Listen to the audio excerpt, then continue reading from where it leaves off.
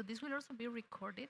So then later we can have the link because people are sleeping in in Latin America. So then if you want to share it.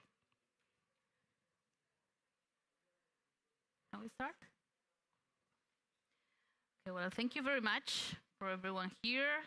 We're going to start this session about mitigation and adaptation strategies in Latin America in general, but in this case specifically for the state of Sao Paulo. As you know, AIIB has regional and non-regional members. In this case, Latin America is part of the non-regional members.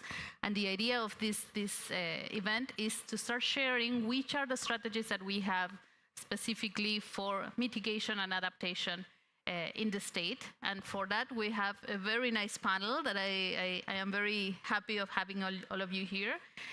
We have Mr. Guilherme Piai Filiziola. He's the Secretary of Agriculture and Supply in the state of Sao Paulo. Liv Nakashima. She is currently serving as the Director of Corporate Management and Sustainability at CETES, Environmental Agency of the state of Sao Paulo. We have Dr. Sodnath Basu. He used to be AIIB family. Now he is a Senior ESG Advisor for the OPEC Fund. And we have Xing Zhang, that is Dr. Xing Zhang, the Head of Climate Strategy and Policy at Asian Infrastructure Investment Bank. So thank you all for being here. We are going to be using the microphone. So it's just this one and we will pass it. So the idea is to start having an introduction of which are the agencies that we have here. So the first thing that we would like to ask you, Guilherme, first, and then also Liv, is which are the strategies that are currently being applied in mitigation and adaptation in the state of Sao Paulo? What your agencies do related to that, the Secretary of Agriculture and of course CETESB, and which are the challenges that you consider that we could tackle for this? Hi, thank you for the invitation. We are glad to be here and could talk a little bit about São Paulo. I'm sorry about my bad English, so I hope everything works. CETESB is the environmental agency of the state of São Paulo, and we are part of the Environmental Infrastructure and Logistics Secretariat of the state of São Paulo. We have as a strategies, two main strategies. For mitigation, we have the adaptation, the climate mitigation plan of São Paulo.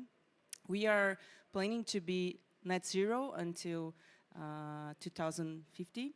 So we have this proposals by sectors to reductions of emissions, which we are now making a more the tailored planning for how to reach this goal. In the mitigation, we also have this reforestation program from the Secretariat that it's predicted to have 1.5 million hectares for reforestation in the next years. São Paulo, it's good to say that it has more. We have zero deforestation, and we plant more than, so we are capturing CO2 in our plantings. So we have a lot of recovering areas planning reforestation. In the adaptation, we have this municipalities adaptation plan that we have this project with GIZ fund that we started this project helping the municipalities to make their adaptation plans with all the data that we have in the São Paulo state. So we started with 9 municipalities that it's already making their mitigation plans, and this project has been so great that the GIZ is probably going to spread it to all other municipalities of Brazil. So our main strategies are this, and CETESB helps mainly with the activities that are supposed to get permitting and licensing. So for these specific activities and sectors, we ask them to report their GHG emissions. So we collect data of these sectors since 2012, and we just launched this panel, a dashboard with all those informations this week that has this historical information, which will help us to make better public policy to reach our goals to net zero. So one of our main duties is to give population the right information and help all other layers of governors or federal or municipalities to have this data to make better plans. Interesting. Thank you. Thank you very much. Guilherme? So it's a pleasure to be here. Our secretary, it's a part of this plan. Our government has the same focus. And when we talk about the agribusiness, it's very strong in São Paulo. And our agribusiness is sustainable. Like she said, we have 25% of our territory in forests. Our law requires 20%, so we have 5% plus. But more than that, we have this plan of doing reforestation of more than 1.5 million of hectares. And we have a program in our secretary that it calls ILPF, that is Integration, Livestock, Agriculture, and Forests. Then we recover degraded pastures. This is a stock from carbon gas in the soil. The stock in the soil is 2 times more than the atmosphere. So this program, we have already made 2 million of hectares. And our target now, it's 4 million. That represents more than 50% from the pastures from São Paulo. And all our producers, we have more than 400,000 producers in São Paulo. They have the car. That is their registration about environment in our secretary. 100% do that. And more than 98% of our producers, they are fulfilling and they are inside the law. So they respect the law. And more than that, São Paulo has the biggest industry of sugarcane factory. We have almost 200 with register in MAPA. Is the Minister of Agriculture. So we are the biggest producer of ethanol in Brazil, of biogas, of biomethane, and we have a lot of opportunities when we talk about SAF, Sustainable Aviation Fuel, and also CCS, Carbon Capture Storage. So our state respect ESG in every areas. Our livestock, they have sustainability. Our forests are growing. Each year, our nature reserves is growing up. And when the energy transaction will be the state that will be the leader of this in Brazil, because we have natural resources and almost 100 sugar factories. They are in a distance of 20 kilometers of gas pipelines. So it's not difficult for us increasing this production. And biomethane, when he substitutes diesel and gasoline, it reduces in almost 100% the gases of climatic effects. So that's our plan, and we are working on that. Thank you. Thank you very much. It's very interesting because you have been mentioning, of course, things of adaptation and mitigation, how you measure the data, the dashboard that you were mentioning, and you mentioned also about ESG. So I think I would like to hear from Somnas and from Singh about how do you think this challenges and these strategies that they mentioned about Sao Paulo relate to some other countries where the OPEC Fund and AIIB work? Yeah. So first of all, thanks Natalia for inviting me here. I am pleased to be in the company of such august delegation and also my former colleagues. Now, thing is this, that in the urban space, you don't have many examples of this kind of work which has been done. I think if we have to give you global examples, then one is the city of New York, and the other is in Rotterdam and Amsterdam. So first of all, this is a great initiative and a learning experience for IFIs to learn and replicate. What is important from the IFI's point of view is that you see about 70% of the global population will be in urban areas by 2050. And if we don't address this population and address this space, we won't be able to reach the net zero target by that time. You know, we have to look into this.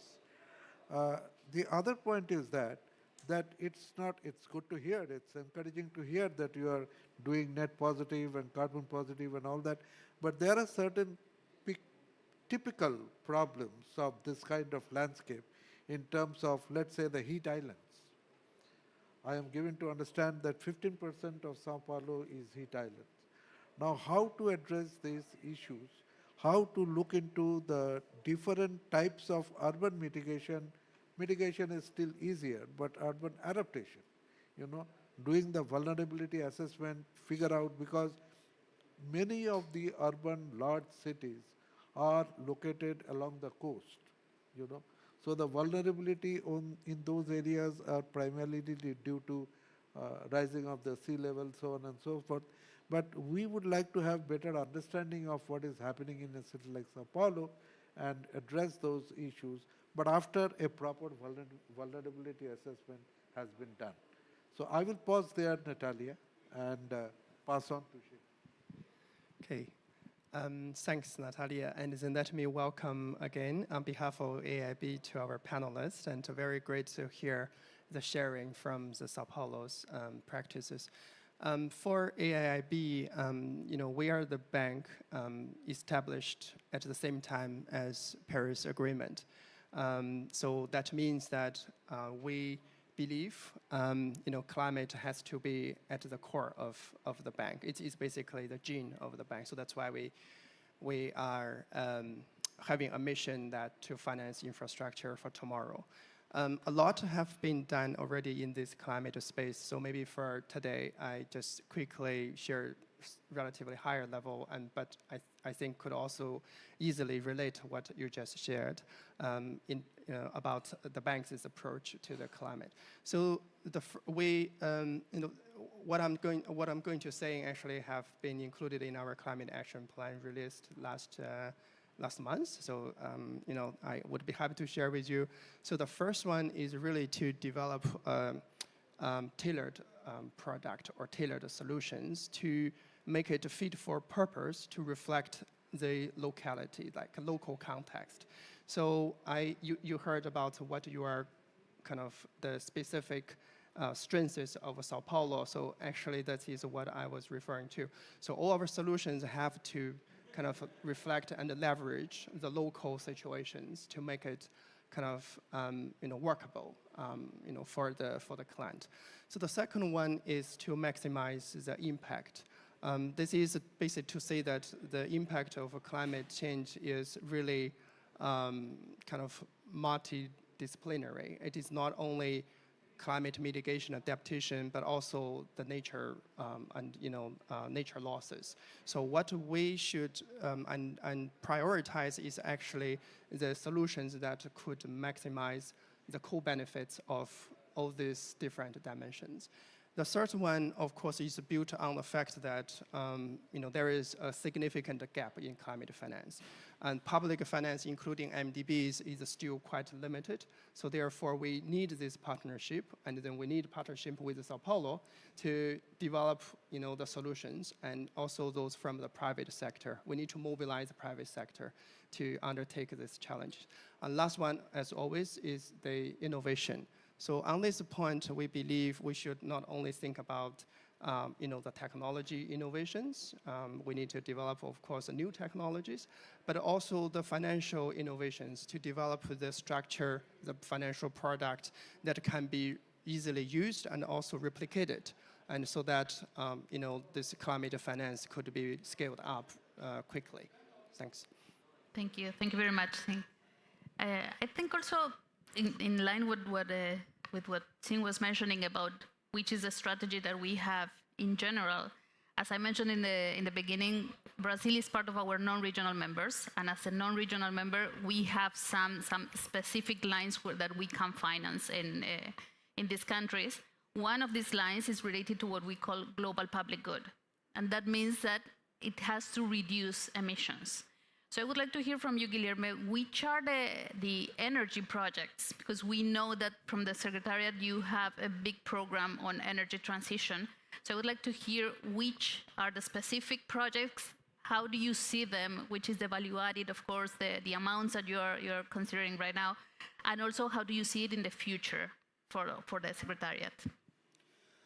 Just making some observations. Yes, please.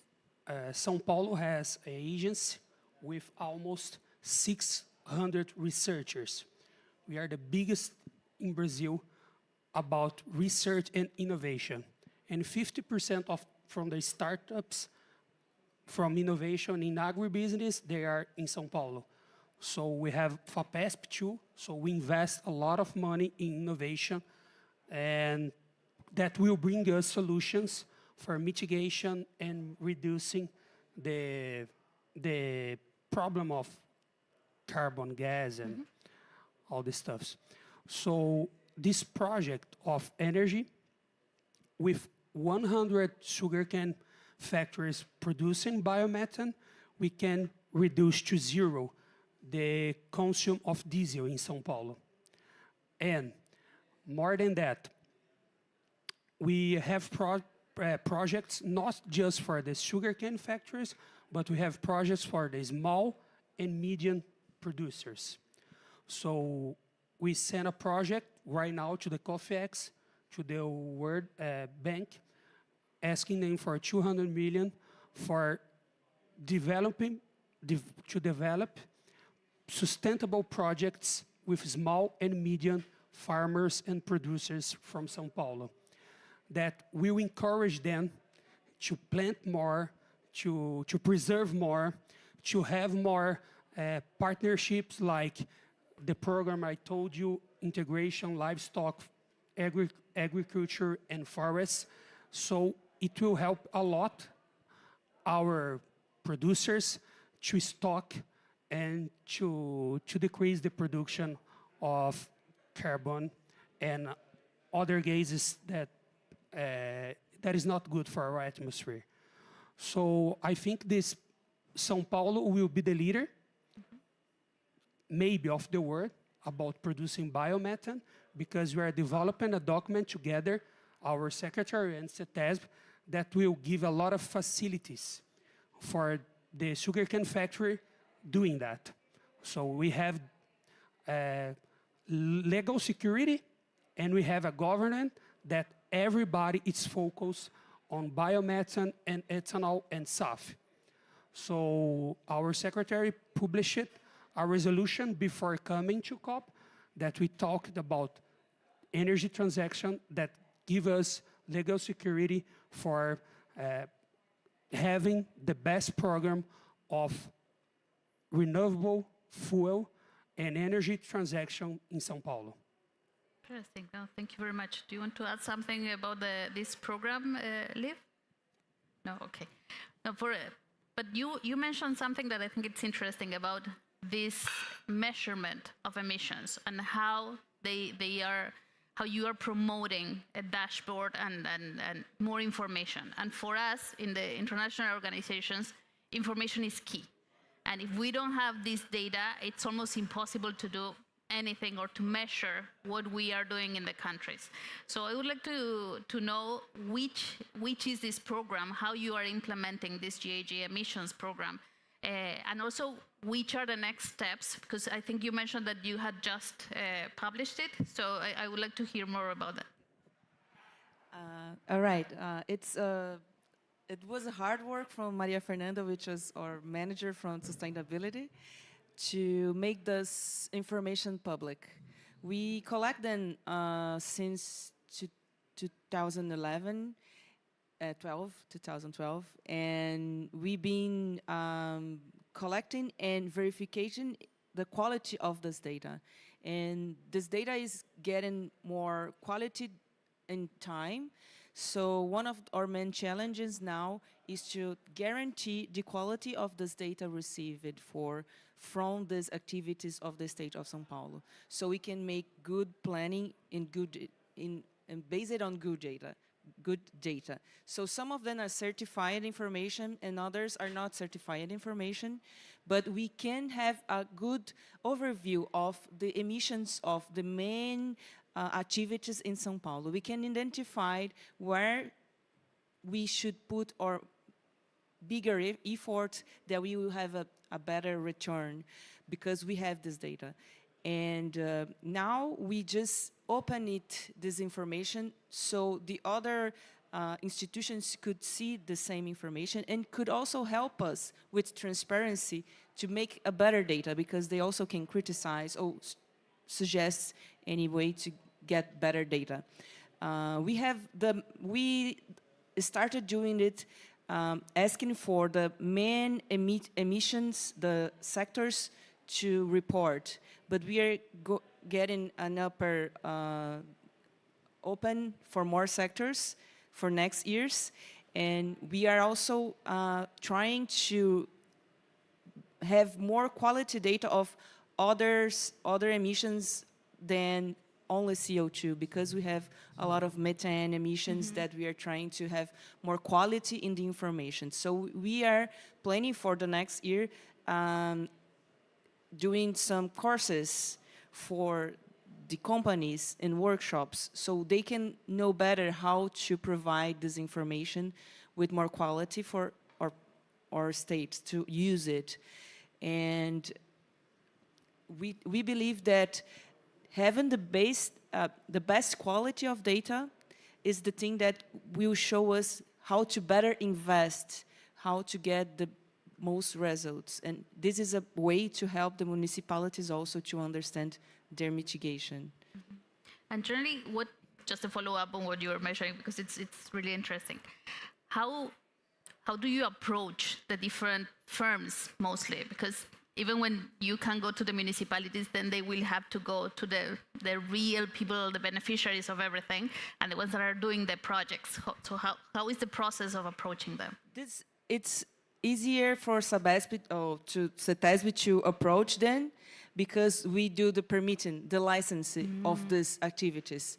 So we put on we have the contact, near contact, they report a lot of other informations, and we have the registration of all these activities. That's why it's not a completely overview of the state of São Paulo, because there is a lot of activities that are not supposed to get a permit from CETESB. But the activities that we do give a permit or a license, we have this, we can know this data and which one are the one that's supposed to report, and we can charge them. If they didn't report, we can ask them to report. So this is one of the approaches that we've been doing since 2012, and now we are starting to make more activities of capacitação? Capacity building, yeah, capacitation. Capacitation? Yeah, training. Capacitation with this. So we are going to make workshops by sector, like starting for the most intensive emission sectors, and then trying to achieve all the other sectors to have better quality data.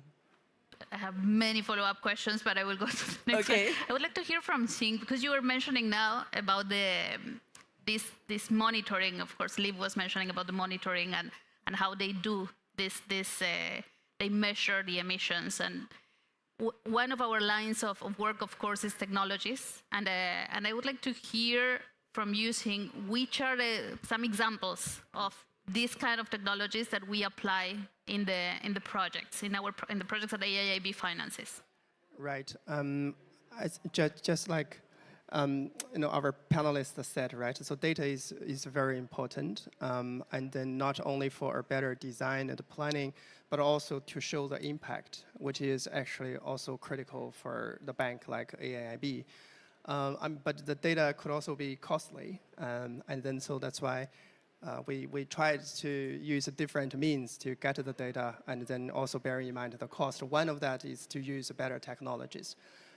Just a couple of examples, right? One is we have our smart city program or smart city project with our clients. And then in that context, we have introduced different sensors and meters and to help with the data collection. Like, for example, to better inform the public transport, like the traffic light, right? When the traffic light should change, and to basically for the kind of the better, wider betterment of the general public. So that has been informed or could be made very intelligent based on the data. And another project, actually, I know this is from Natalia's project, right? I learned from her. And really is to introduce the sensors along the transport corridor in the context of monitoring the climate parameters or climate indicators like temperature, like flooding and precipitation. And then those data would be used to inform for example, the rehabilitation program of that transport corridor. And I know that this is kind of in the pilot phase, and which has the potential to expand to the kind of the bigger program. I think through such ways that basically inform the decision making based on the hard evidence, right? So it's reduce the cost in a way for the project implementation. Thanks. Thank you. Do you want to follow up, Guilherme?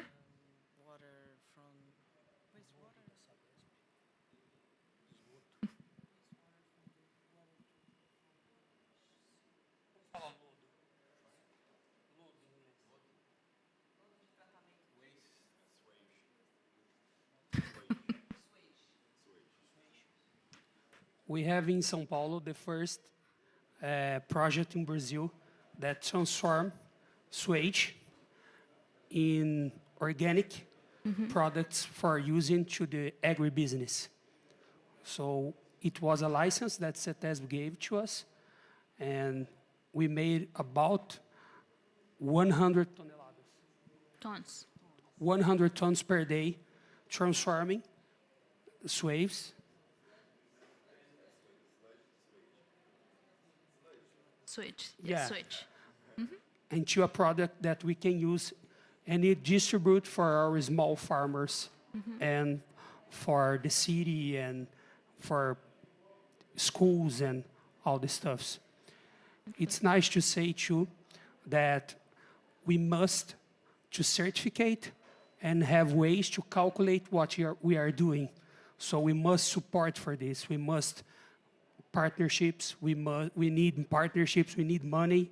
We need that you finance, because we are already doing a lot of things and we are not receiving for that because we don't have a system or a platform or numbers that can tell us exactly how much we are reducing. It's interesting, yes. Well, for the money, I think you are with the right people here. And I told you, São Paulo, everything that the state of São Paulo makes, it makes the good way. We are good payers. The World Bank loves to work with us. We have already done 2 projects with them in our secretary, and they really want to do again because it was a really success. That's good, yes. Related to that, and I would like to ask Somnas now, because it's sometimes when we do the financing and many people come here and ask, okay, how can I get financing? How can I get the money? And of course, we give financing, but at the same time, we have some conditions. And one of the key things that we always consider in the projects is the added value. So I would like to hear from you, Somnas, which do you think is the added value that these international organizations have related specifically to this kind of projects and in adaptation and mitigation? Yeah, I think the key significance of engaging IFIs is to improve on these additionalities. You know, technically, let's say for instance the nature-based solution, you know, which can give you a huge fillip. And I was hearing that you are talking about the farming community, so you will most evidently have issues of the topsoil degradation, of quality of water, but there are technologies like the upcoming nature-based solution through which by engineered wetlands you can purify water, or through let's say carbon sequestration of the topsoil you can increase the vitality of the field where the this thing is happening. And the other important advantage of getting IFIs on board is that almost all IFIs agrees and accepts that climate change doesn't happen in vacuum. You know, on one hand you have the impacts and reasons of climate change, and on the other hand you have the impacts and effects of development. So what the IFIs can help to do is to integrate development and climate change in order to ensure that the actions which you are taking on climate change are not affecting development adversely, and vice versa. So that, to my mind, is the key. These additionalities are the key significance of getting IFIs on board. One follow-up on that, because it's, and then I go to you, Singh, with the same question. But which are the main challenges that you find because we go with all these good intentions and with all this added value and a lot of policies and information, etc. Which are the main challenges that you find when you go and face the client and you tell them, okay, this is everything that you should be doing for these projects? You know, end of the day, the client comes up with a project on which you can contribute with additionality. But I would not say so much of the sovereign client, but I would say that in this domain, the biggest challenge is to attract private capital, you know, and that is where I think we have to put our heads together, because to make the projects bankable, you know, I am talking about nature-based solution and, you know, getting development mainstream within climate, but all these things have to be made bankable. So instead of looking at the challenge of the client, I think we have to look at the challenge which we have to deal with, that all these good things which we are suggesting to them should be packaged in a bankable manner. You know, that helps all of us to come on the table in the same plane and then take a call. And on top of that, there is this issue of attracting private capital. You know, so I think that we have to work together to figure out how to make projects bankable, how to make the additionalities bankable, so that you don't have any problems of accepting them and we don't have any problem of funding them. Thank you. Thank you. Thanks. Singh? All right, thanks. I think all FIs and MEDBs like AIB, we have our, let's say, a set of policies or with the requirement for the eligible financing, right? And then that basically the basis we expect our client to meet. One of the, this is dimension is the international standards. Like basically, we need to speak to the environmental and the social. We need to identify the potential risks the project could or may create, and then we also need to identify the mitigants to reduce those risks. I mean, Sumana used to be with us and exactly looking at one of the dimensions, and but that is a very key point I would like to share, because the MEDB's requirement, we believe that is the international good practice, and many times it is more comprehensive or more stringent compared with the local commercial bank. So that's why we have to engage the client and then to clarify and explain, in environmental and social, what would be the expected actions and what are the, for example, the management system that we would expect you to put in place. So that is, one challenge sometimes if the client does not have the capacity to work with us to make that happen. But on the flip side, I just really want to emphasize, through such a process, we also believe this is a value addition that MDB like AIIB could help our client, because if we could work together to develop such a system, then basically our client would also have this capacity and then to implement a better system to deal with these environmental and social risks. Right, yeah. So I stop here, and then I'm happy to elaborate more. Okay. Thanks. Thank you. Thank you. You want to add something? No. It's okay. You mentioned capacity building, and I think that's one of the points that you mentioned also, Liv, and I wanted to go back there, because it's very important to generate that capacity and to train the people and the different stakeholders. So, what is SETEP doing now to train these stakeholders, to train the different municipalities, and also from the municipalities, if they are also doing something to extend that training to the beneficiaries? São Paulo State has some programs of the resilience municipalities is doing capacitation of the municipalities. SETESB, it's doing the different capacitation. We are making a capacitation by the hydrographic basins. So we started by the coast part, which is a very sensitive part. We give them not only training about how to better understand the most sensitive issues, but also how they can put a project in and make this project possible to get funding, and how is the roadmap to get funding for their projects.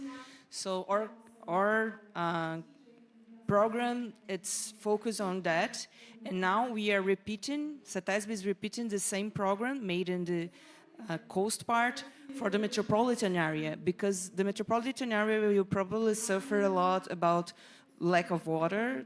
It's one of it's the most populated area of the state of São Paulo, and we started there.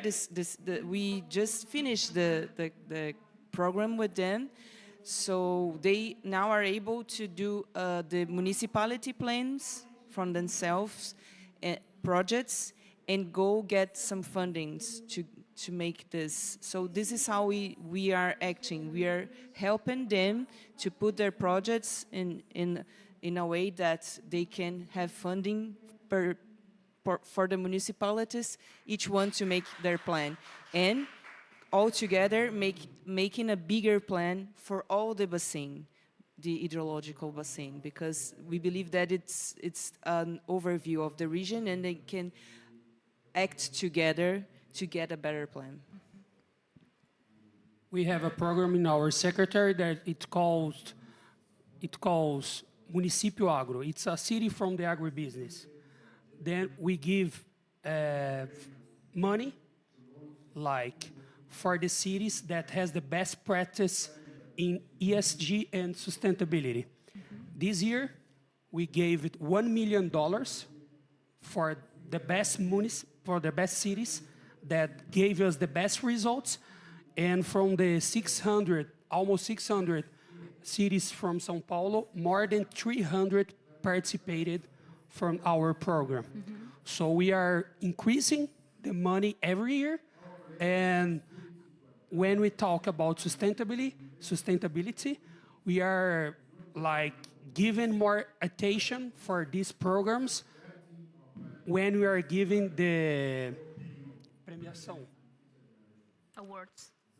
Premiação. Awarding your awards. Yes. When you're So it's a awarding them. very good program. We have a company in São Paulo that she's producing bus and trucks moved by biomethane.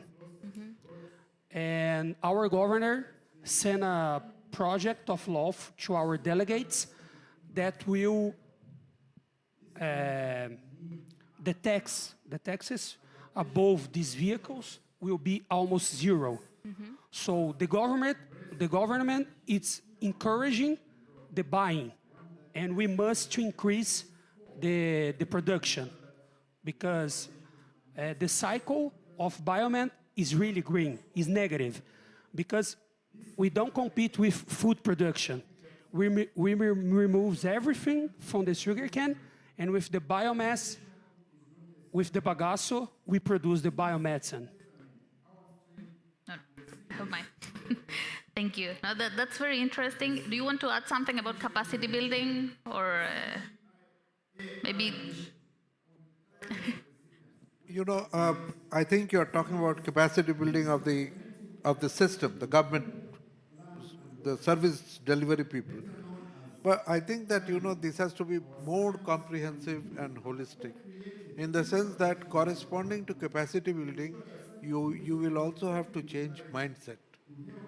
You know, not only of people who are delivering the services, but also beneficiaries, people, general population. Now, if you want climate risks to be addressed, if you want these action plans to succeed, then it has to be a 360-degree, 360-degree implementation of your action points. You know, nobody to be left alone. Everybody has to be contributed. Therefore, it's not only technical skills, but it is also behavior change and change of mindset. Before coming to capacity building, just quickly comment the last point you just mentioned about the biofuel you produced, Sao Paulo produced, is not competing with the agriculture activities, not competing with the food productions, because it is a really very serious issue, and as a concern, we should stay from, right, stay away. There are hot debate in the market and then among the MDBs what type of the biofuel this community should finance. I think from AIB, this is still kind of under discussion, but from my perspective, definitely we want to have a clear kind of assurance whatever the biomass or what form or technological pathway the biofuel is generated, it shouldn't be competing with the food production, the agriculture activities. So this is such an important principle I just want to share. Thanks for this clarification.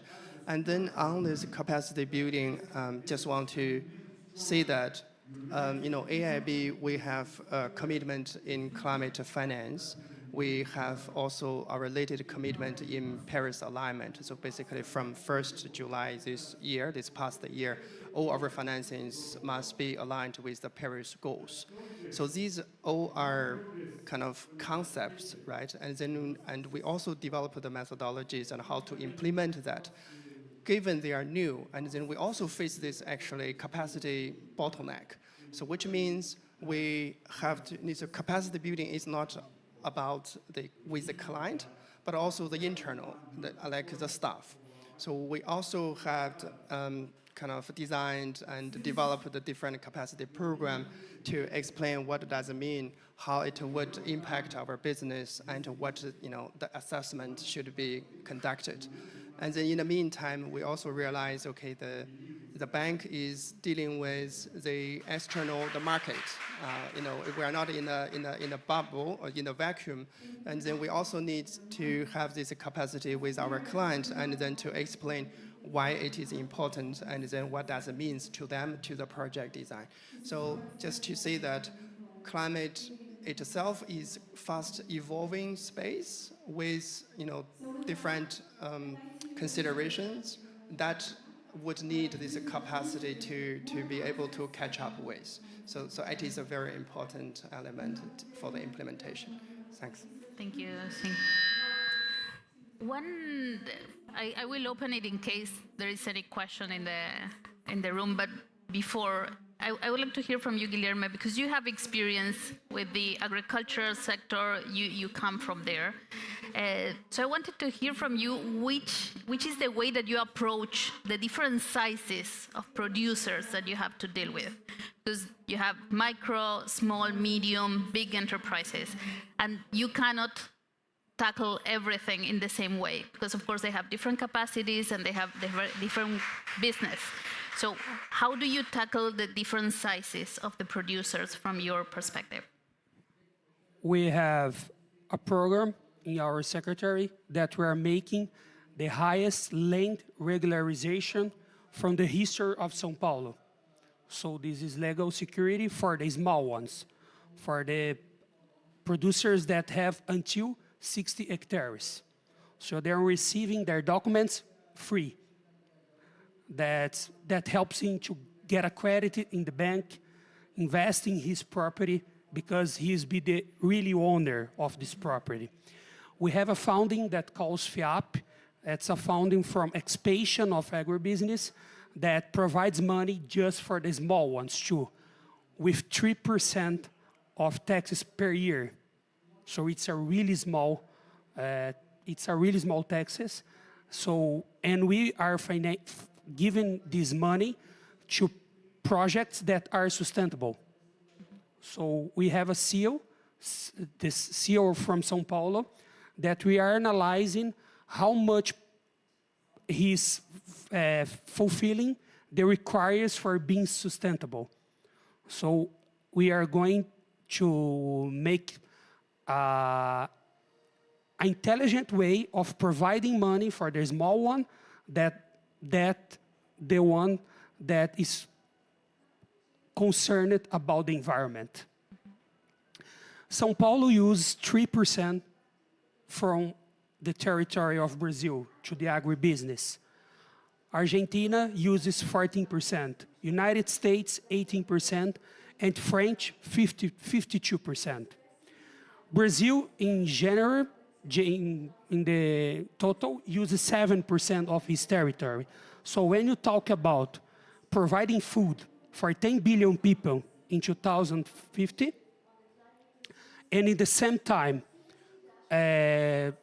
doing the mitigation and reduces the effects of global warming, agribusiness is the sector, and Brazil is the country that has the most potential in the world of being the leader of this, because we preserve 65% of our territory. So we have soil, we have technology, we have expertise for producing food, but in the same time, reducing and mitigate the global warming. But we need investments. We need partnerships. And when we talk about small and medium ones in São Paulo, they are 80% of our producers. So all the politics we think and all the programs we do, we are thinking about them. Because the biggest one, the market and the banks already give his attention. Like government, we must think about the small one that the market and the banks doesn't give attention for them. Thank you. Thank you. No, I have some other questions, but is there any question in the audience? Anything that you would like to know? No? You? Please. You can introduce yourself. And, Yes. I'm Maria Fernanda from Brazil. I work with Liv in CETESB. And as Liv said, we have this dashboard, this panel with all the information about GHG emissions. And I'd like to know better, please, Mr. Zhang and Mr. Somnath, what the bank see about adaptation issues. What do you consider in the infrastructure projects? Because as we have this capacity building, how can we help the municipalities to know what they have to put in the project to better access the fundings? So for the adaptation, yes, not because it's easier to GHG emissions is easier to quantify, but adaptation is harder, isn't it? So what the bank do?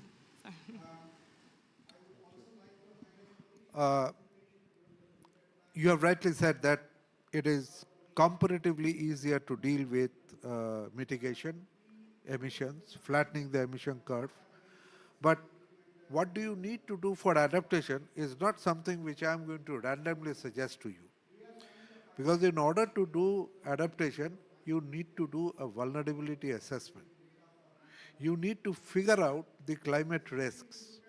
And then the adaptation actions can be developed based on the risks which you have identified. You see, if I suggest you something without doing a vulnerability assessment, and yet that is a risk in the context of Brazil, then it is no longer adaptation, it's standard design. You see, if I say you need to take precaution against flood, now you can take precaution against flood, but does the vulnerability assessment say that flood is a climate risk? You get my point. But if you are taking care of flood as a normal practice, then it is your standard design. It is no longer adaptation. So I strongly encourage, all of us, we know that these are the risks, so on and so forth. But systematic vulnerability assessment should be done, and climate risks of the specific area should be identified. And then the adaptation plan has to be on the basis of the identified risks. Xing. Yes, thanks. So I think first I just want to thank you to raise this question because for AIB, adaptation has been one kind of actually key area we identify ourselves for the value addition and to support our members. Before coming to it, and someone has also mentioned, the proper and also the prudent analysis is apparently critical and is needed in order to take the actions.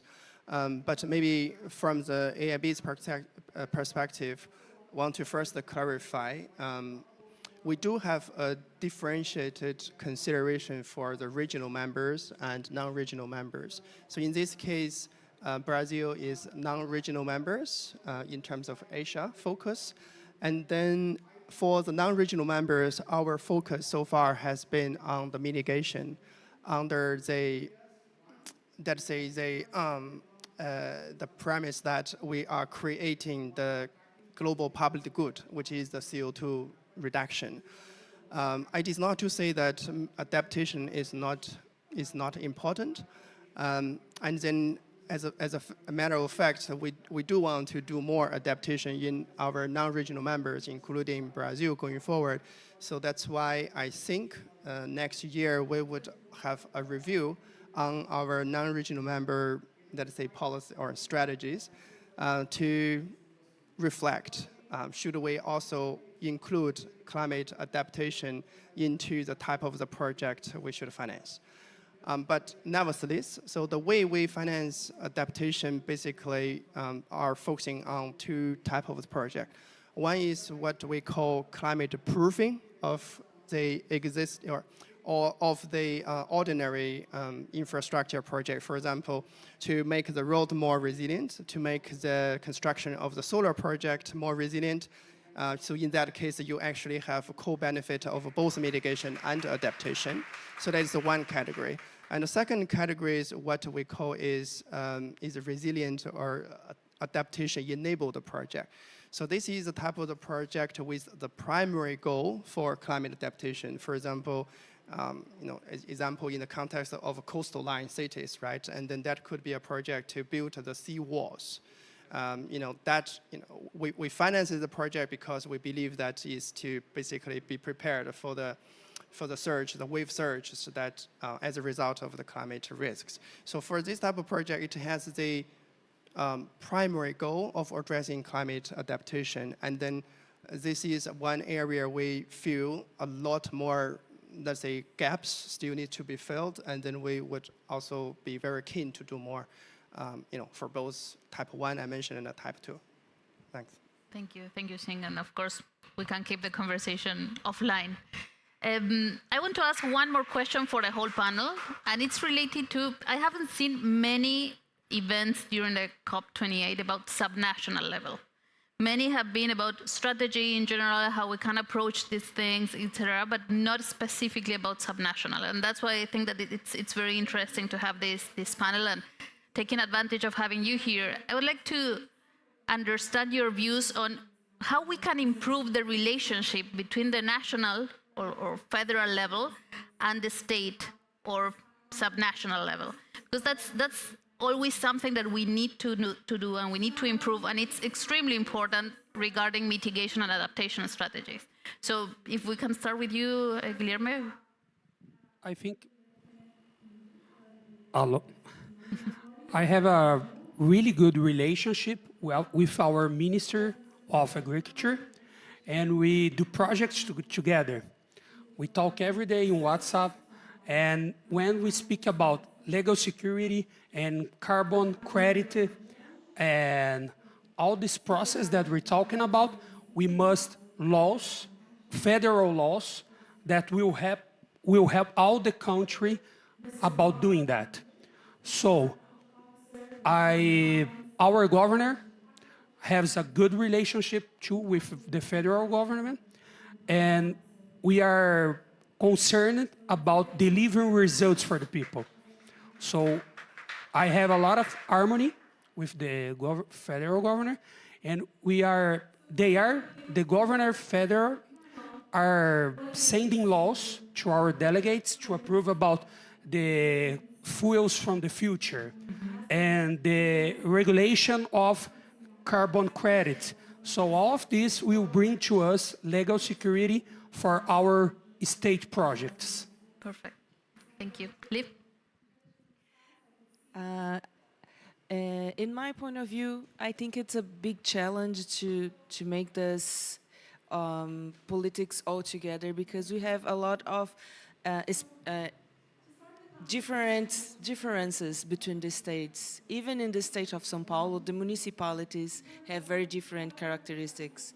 And from Brazil, even more, it's a big country with a lot of different even for gas emissions, São Paulo is very different of the rest of Brazil.